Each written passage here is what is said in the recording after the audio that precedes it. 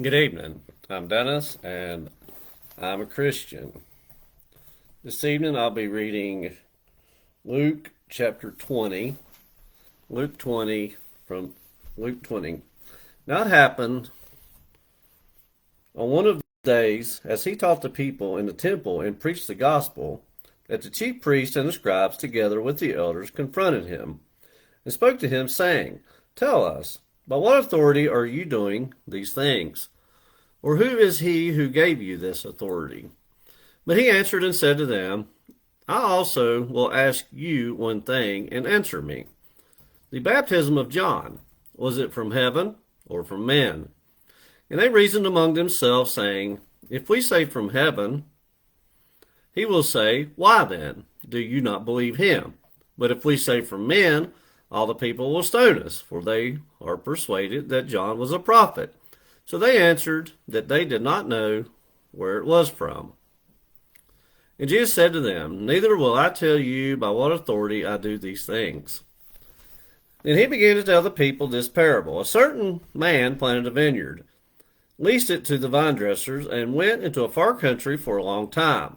Now at vintage time he sent a servant to the vine dressers, that they might give him some of the fruit of the vineyard. But the vine dressers beat him and sent him away empty-handed.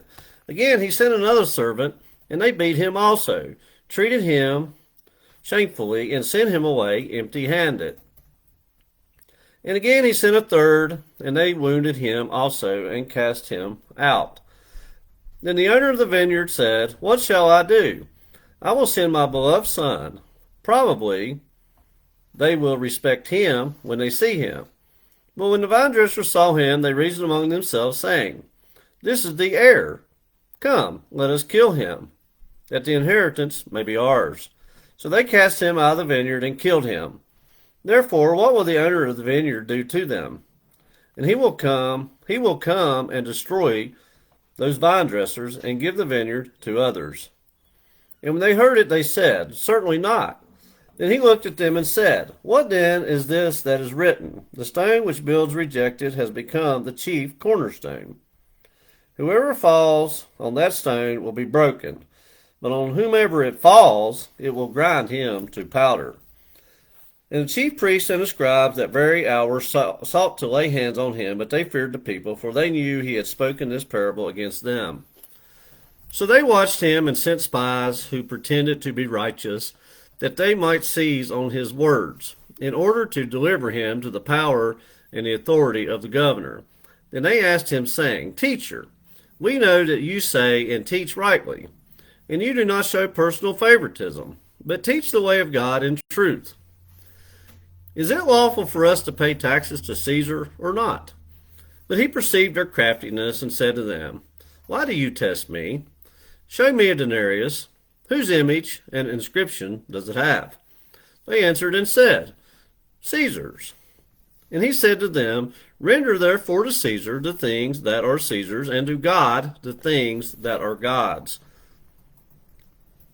But they could not catch him in his words in the presence of the people, and they marveled at his answer and kept silent.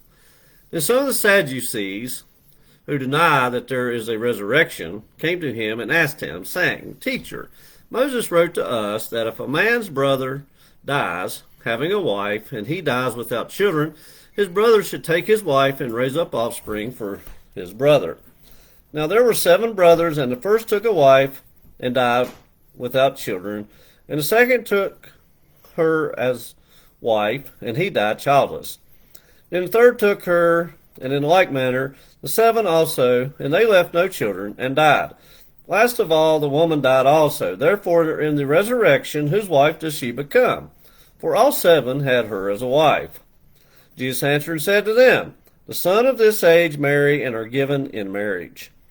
But those who are counted worthy to attain that age and the resurrection from the dead neither marry nor are given in marriage, nor can they die any more, for they are equal to the angels and are sons of God, being sons of the resurrection. But even Moses showed in the burning bush passage that the dead are raised, when he called the Lord the God of Abraham, the God of Isaac, and the God of Jacob. For he is not the God of the dead, but of the living, for all live to him. Then some of the scribes answered and said, Teacher, you have spoken well. But after that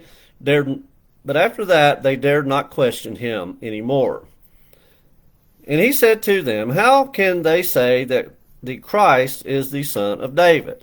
Now David himself said in the book of Psalms, The Lord said to my Lord, Sit at my right hand, till I make your enemies my footstool.